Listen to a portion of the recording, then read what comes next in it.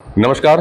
श्री जी के दरबार में आप सभी का फिर से एक बार हम स्वागत करते हैं। और आज चर्चा का जो विषय रखा है यहाँ पे वो रखी है वर्तमान जो लोकसभा के इलेक्शन हुए। 18वीं लोकसभा संपन्न हो चुकी है, चुनाव के परिणाम आ चुके हैं। पर जो उम्मीदें की जा रही थी एक कि बहुमत की सरकार आएगी, भारी पत्रों के साथ आएगी, 400 पार का नारा दिया गया था, लेकिन वह तो हुआ नहीं। शायद जनता इस बार किसी को पूर्ण बहुमत देने के पक्ष में थी नहीं और चाहती थी कि गठबंधन की सरकार बने। तो गठबंधन की सरकार तो बन चुकी है, प्रधानमंत्री की शपथ ली जा रही है।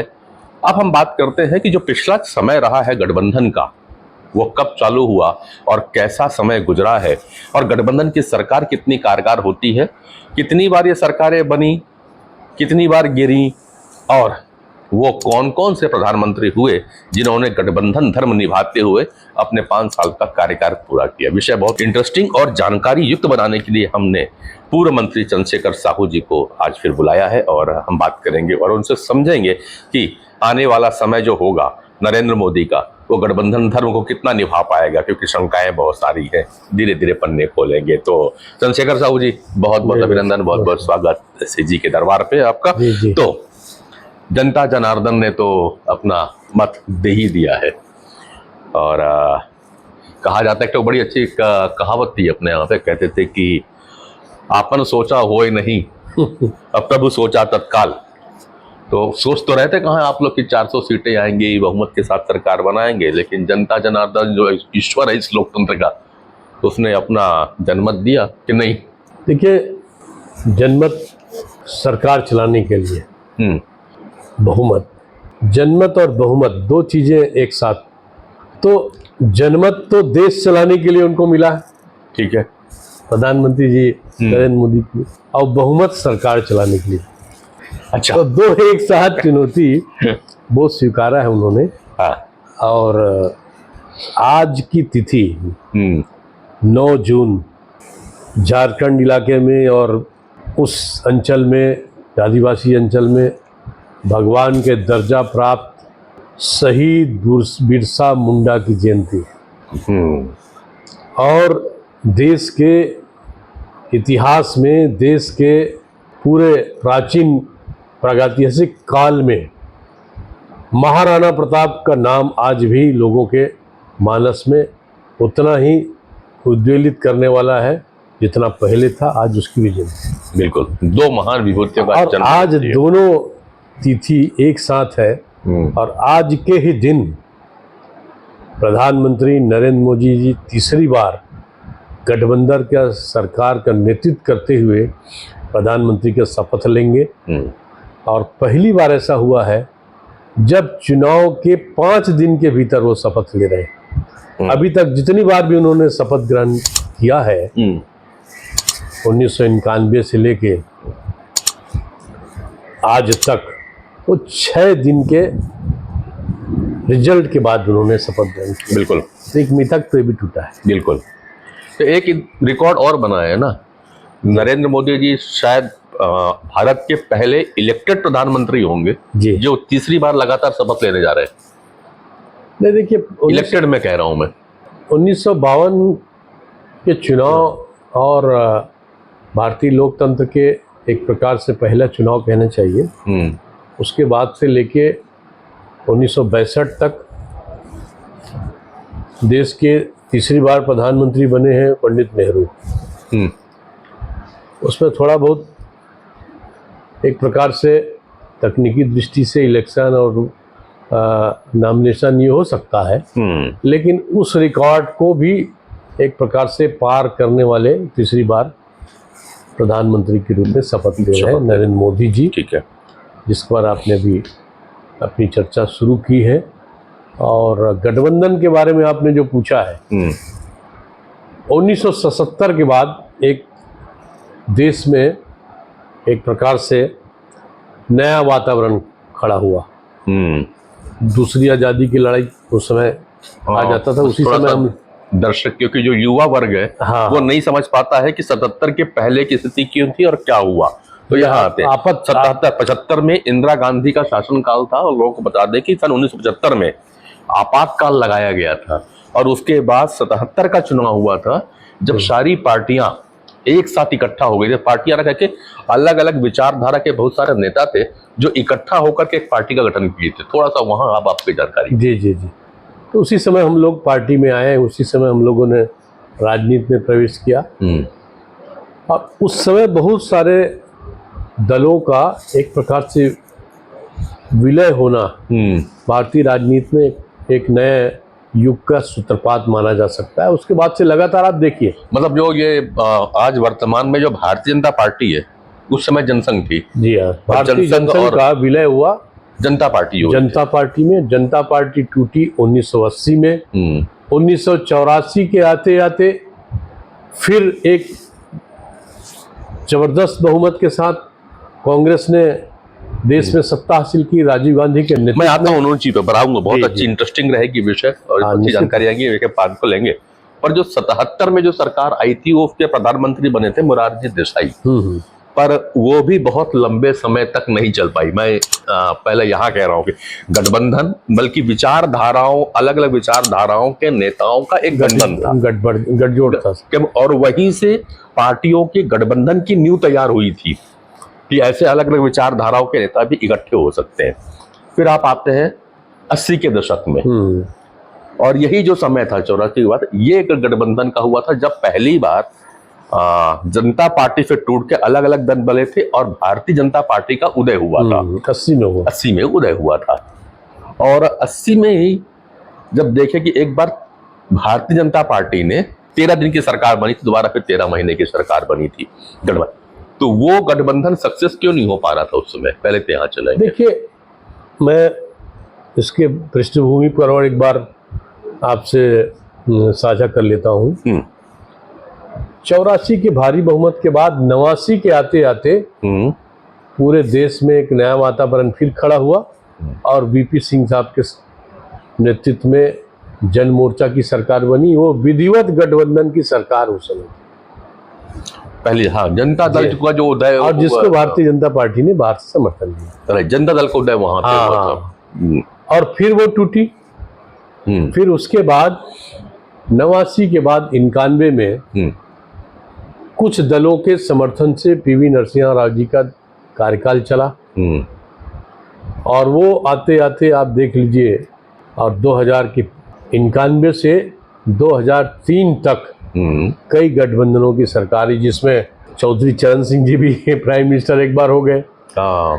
77 के बाद की वही स्थिति में यदि देखें, चंद्रशेखर साहब भी हो गए और गुजराल साहब भी हो गए। हाँ, वो जो 90 से 54 वाला जो समय था, देखिए गठबंधन के एक कई स्थितियां बदली, और उसके बाद फिर अटल जी की सरकार आई, और वो 23 दलों का, और हो सकता है तकनीकी दृष्टि से कुछ और ज्यादा दल रहे हो, दलों का एक लंबे समय तक 5 साल तक चलने वाली सरकार गठबंधन सरकार बनी अटल जी के नेतृत्व में। तो गठबंधन धर्म की शुरुआत कहना चाहिए अटल जी ने किया था। अब गठबंधन के एक और आते हैं, जब आप कह रहे थे कि 1990 और 92 वाला जब समय याद कर रहे थे, तो मुझे भी याद आ रहा है, हम लोग सब कॉलेज के स्टूडेंट थे उस समय में, कमंडल की राजनीति चालू हुई थी। बीपी सिंह का जब नाम आता है तो हम वर्तमान जो मंडल आयोग बना का हुआ था और उसी की सिफारिश से लागू की गई थी, तो हम लोग उसको कमंडल मंत्री बोलते थे कि कमंडल सरकार बनी थी।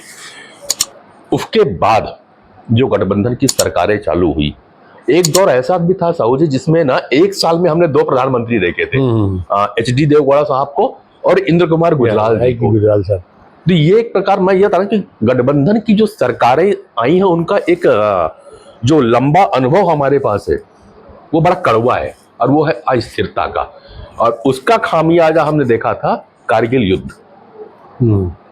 ठीक है, कारगिल युद्ध उसी दौर के बाद था, तब भारतीय जनता पार्टी की सरकार आई है कारगिल युद्ध के समापन के पश्चात में। नहीं, देखिए कारगिल युद्ध का मुद्दा एक अलग मुद्दा है, लेकिन गठबंधन के जो बहुत सारी खामियां हैं, गठबंधन के बहुत सारे ऋणात्मक खाते हैं, वो इस दशक में आप देख सकते हैं, वो विश्लेषण का विषय है। लेकिन अभी जो गठबंधन की बात आई है, और प्रधानमंत्री जी ने जिसको कहा है, ऑर्गेनिक शब्द का उपयोग किया। हाँ, बड़ा अच्छा शब्द उपयोग किया। ऑर्गेनिक ये अलायंस है, और मैं उसके और आगे कहना चाहता हूँ जी। कि ये जो अभी गठबंधन की सरकार बन रही है, बनी है, ये जीवंत गठबंधन की सरकार, जीवन वाइटल हाँ वाइटल अलायंस है। ये वाइटल अलायंस है। कैसे बोल रहे हो? तब से लेके आज तक के गठबंधन का हम आपसे इसका एक्सप्लेनेशन भी चाहेंगे। जी जी, निश्चित रूप से मैं इसलिए चाहूंगा कि इसमें जिस प्रकार से सभी दलों के नेताओं ने एक साथ होकर स्वरसम्मत से और एक मतैन होकर उन्हें नेतृत्व सौंपा, और उसके बाद फिर एनडीए गठबंधन के सारे सांसद एक साथ इकट्ठा होकर नेता चयन में अपनी भागीदारी उन्होंने निभाई। तो ये एक जीवंतता का प्रतीक है। चले, मैं अब आप पास आता हूँ। साहू जी, जब याद होगा आपको 13 महीने की जो सरकार आप भारतीय जनता पार्टी की गिरी थी, जो एनडीए की गवर्नमेंट बनी थी, और उस समय प्रधानमंत्री अटल बिहारी वाजपेयी थे। तमिलनाडु में आपने AIADMK के साथ में समझौता किया था, शायद बंगाल में भी आपने ममता जी के साथ, समता और ममता दोनों एक साथ, समता ममता और AIADMK तीनों को साथ लिया था। मगर समता से उतनी परेशानी आपको नहीं थी, पर जितना परेशान होते थे AIADMK और इसमें। और ठीक 13 महीने बाद सरकार गिर के चली गई। तो अभी भी फिर एक बार आप समझौता कर रहे हैं। समता नए रूप में जदयू में आ चुकी है, उधर TDP अपने साथ में है। क्या इनकी मांगे और जो भारतीय जनता पार्टी, बल्कि नरेंद्र मोदी जी को जो कार्यशैली अभी हम देखते आए हैं, 12 वर्षों का गुजरात और 10 वर्षों का प्रधानमंत्री का कार्यालय, अलग से अपने ही ढंग से काम करने की उनकी शैली रही है। अपने निर्णय को वो मनवा लेते हैं। क्या यहाँ पे जो गठबंधन आया है, और गठबंधन को हमने टूटते भी देखा है, आप ही लोग का महाराष्ट्र का गठबंधन टूटा, उधर नीतीश कुमार नाराज हो जाते थे, तो और इसीलिए तो मैंने कहा जीवंत गठबंधन का नाम इसलिए लिया कि पहली बार गठबंधन निशर्त रूप से हुआ। देखिए, पहला मैनिफेस्टो कहना चाहिए, मैनिफेस्टेशन पार्टी का ये हुआ, सभी पार्टियों का, कि हम निशर्त बिना शर्त के गठबंधन में शामिल हो रहे हैं। 13 महीने की जो सरकार थी, जिसमें मैं स्वयं 12वीं लोकसभा का मेंबर था, महासमुंद लोकसभा क्षेत्र से, अटल जी के साथ मुझे काम करने का अवसर मिला था, उसका एक अलग इतिहास है। उस समय नेशनल गवर्नेंस का एक एजेंडा बना था। अभी कोई ऐसा नहीं है कि हम इस शर्त पर आ रहे हैं, इस शर्त पे नहीं जा रहे हैं। तो एक निशर्त, और फिर बहुत सारे अनुभव, बहुत सारे दौर उतार चढ़ाव भारतीय राजनीति में हुआ है। उन सबको इन नेताओं ने और क्षेत्रीय दलों ने एक प्रकार से उसका सामना किया, उसको झेला है कहना चाहिए। और उसका जो मेचोर है, उसका जो निचोड़ है, वो अभी के सरकार में दिखेगा। क्योंकि जो पुराने अनुभव हैं, पुराने जो हमारे साथ गुजरे हुए हमारे वक्त हैं, उन सबको हमने सीखा है, सबक सीखा है, ये कहना चाहिए। और इसीलिए ये ज़्यादा एक प्रकार से स्थायी गठबंधन के दृष्टि से देखा जा रहा है। आप स्थायी गठबंधन बोलते हो, स्थायी मतलब गठबंधन कभी स्थायी नहीं होता, लेकिन सरकार के स्थायित्व पर कोई प्रश्न खड़ा होने वाला नहीं है, सिवाय विपक्षी दलों के द्वारा। जिसपे जनता को शंका है, जिसपे बार बार सोशल मीडिया पे भी आ रहे हैं, वो आते नीतीश कुमार को लेकर के। वो कभी हवाई जहाज की भी फोटो आ रही है, कूलर की चला जाएगी। ये तो मीडिया का ट्विस्ट है। मीडिया का ट्विस्ट है। अभी 2 दिन बाद इंटरनेशनल मीडिया में जो बातें आई हैं, खासकर लंदन टाइम्स ने लिखा है जी, कि अब जो आज भारतीय जनता पार्टी के नेतृत्व में गठबंधन की सरकार बन रही है, नरेंद्र मोदी जी तीसरी बार शपथ ले रहे हैं, इसके स्थायित्व पर कोई प्रश्न खड़ा करना उचित नहीं होगा। ये अभी भी कुछ अखबारों ने इस बात को कोट किया है, जो बाहर के हैं जी, जो एक प्रकार से तटस्थ होकर समीक्षा करते हैं। ठीक है। और अभी कई विषयों पर मीडिया, सोशल मीडिया, इसकी तो स्वायत्तता और स्वतंत्रता पर हम कोई बात तो कभी उंगली नहीं उठाते, लेकिन कुल मिला के बहुत सारी बातें चलेगी। और यही हमको हो सकता है, हमको जीवंत करने में मजबूती दे, मजबूत करने में एक सहायक तत्व बनाए। तो क्योंकि चुनौतियां और चुनौती स्वीकार करने की प्रवृत्ति नरेंद्र मोदी जी में, माननीय प्रधानमंत्री जी में शुरू से है। जैसे मैं व्यक्तिगत तौर पर भी उनको जानता हूँ, गुजरात से भी, और बाकी संगठन के भी काम वो किए हुए हैं। तो यही हमारे लिए एक फिर से अपनी मजबूती देगा, मजबूत सरकार का नींव को और मजबूत देगा, ऐसा लगता है। ठीक है, मगर जब बात सोशल मीडिया की और लोकल मीडिया की आ रही है तो कुछ कुछ खबरें ये उड़ती हैं कि नरेंद्र मोदी का जो शैली है वो बहुत मान मनोबल करने का है नहीं। उनको जो काम करना है, जो पसंद करना है, वो करवा के रहते हैं। अब ऐसे कंडीशन में कैसे करना है जब दोनों देखिए, नेशन फर्स्ट है। आप देख लीजिएगा, हमारा जो डिक्लेरेशन है गठबंधन का, उसमें पहला आया है, हमने एक्स पर भी इसको लिखा है कि ये जो गठबंधन है इसके सामने नेशन फर्स्ट, पार्टी सेकंड, ठीक है, थर्ड में फिर स्वयं को रखें या दूसरे को रखें। तो जब नेशन फर्स्ट की बात आती है तो हम सब कहीं न कहीं सेक्रीफाइस के भाव से जुड़ते हैं। और आज जो कंपल्सन है, केवल पॉलिटिकल कंपल्सन नहीं, केवल राजनीतिक अनिवार्यता नहीं, देश की अनिवार्यता, समाज की अनिवार्यता, अंतर्राष्ट्रीय परिस्थितियों के हिसाब से जो हमारी अनिवार्यता है उसको हमने ग्रहण करके आगे बढ़ना है, ऐसा मुझे लगता है। चलिए, जब आप नेशन फर्स्ट की बात कर रहे हो तो मैं आ जाता हूँ। जो भारतीय जनता पार्टी के पुराने एक एजेंडे थे जिनको लेकर के वो आगे बढ़ने थे और वो बड़े सपने के रूप में आया था, वो पहला था one nation one election, UCC, NRC. इन मुद्दों का अब क्या होगा, जिसपे आपके जो दोनों सहयोगी दल हैं जितने हैं ये जल्दी विरोध पे रहते हैं। किसानों का लेकर के जो मुद्दा हुआ था अब उस पे नहीं, देखिए ये सब पॉलिटिकल बाउंड्रीज से ऊपर उठकर एक प्रकार से इस मुद्दे पर लोगों को सहमति इकट्ठा करने का है। नेशनल कंसेंसस बोलते हैं जिसको हम लोग, आम सहमति। वो सहमति इन मुद्दों पर यदि ली जाएगी तो हो सकता है आने वाले समय में कहीं न कोई शेप लेगा, कोई न कोई दिशा लेगी, ऐसा मुझे लगता है। नहीं, आप लोग जितना भी होता मत करते हैं, आप हमेशा कहते थे, आरोप भी लगाते थे कि बाकी जो लोग हैं जो गठबंधन में अभी भी शामिल हुए हैं और पहले उतना नहीं थे गठबंधन में, तो वो तुष्टीकरण की राजनीति करते हैं। देखिए, अब तुष्टीकरण के बाद क्या होगा? मैंने वही कहा ना, हमारे पॉलिटिकल बाउंड्रीज में बहुत सारी बातें हो सकती है। जब नेशन फर्स्ट है, जब नेशनल कंसेंसस की बात होगी तो इन मुद्दों को हम सामने रख सकते हैं। और आपने देखा है दुनिया में कम से कम अभी 12 देशों का चुनाव चल रहा है। कुछ समय बाद सबसे बड़े लोकतांत्रिक देश के रूप में हमारा देश का भी चुनाव हुआ है, उसके बाद अमेरिका का है, दूसरे देशों का है।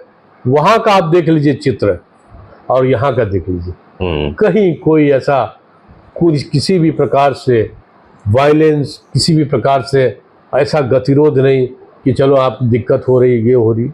हमारे ऊपर आरोप लग रहे हैं, हमारे ऊपर आक्षेप लगाए जा रहे हैं, हमारे ऊपर राजनीतिक रूप से टिप्पणी की जा रही है, लेकिन उसके बाद भी अपना रास्ता भारत का तय है और वो है लोकतंत्र की मजबूती, लोकतंत्र की खूबसूरती। दोनों एक साथ चल रहा है। मुझे लगता है आज ये विषय निश्चित रूप से लोगों के सामने है कि गठबंधन की सफलता और जन आकांक्षाओं की पूर्ति एक साथ हमारी चुनौती में सामने।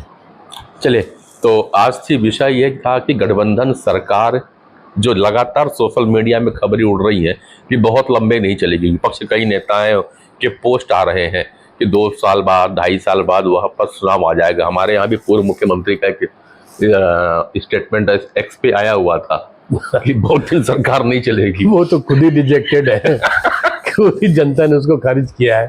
तो आज की बातों में हमने दरबार पे बात किया कि गठबंधन की सरकार कैसे शुरुआत हुई थी, कैसे भारत में अलायंस की गवर्नमेंट बनना चालू हुई, कैसे कई विभिन्न दलों के और विचारधाराओं के नेता एक साथ आकर के देश के हित में, राष्ट्र हित में बातें करते हैं, उनकी योजनाओं में साथ चलते हैं। पहली बार अलायंस को लेकर के अटल बिहारी वाजपेयी जी ने पूरे 5 वर्ष की सरकार चलाई थी विभिन्न दलों को लेकर के। उसके बाद नरसिम्हा राव जी की भी सरकारें चली और तब से लगातार यूपीए और कभी एनडीए ये गठबंधन के रूप में अपनी सरकार चलाते रहे हैं।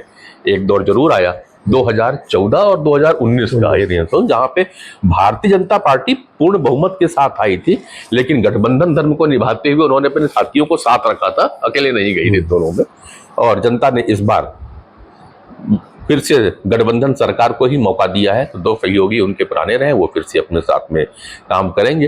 कुल मिलाकर के अगर ये कहा जाए तो नरेंद्र मोदी के कार्यशैली से किसी को परेशानी नहीं है, मगर थोड़ी बहुत जो शायद तेवर थे उन्हें विराम लगाने के लिए दो सहयोगी साथ में दे दिया गया है कि बीच बीच में उनको रोकते रहेंगे कि बहुत तेज मत चले जाओ करके।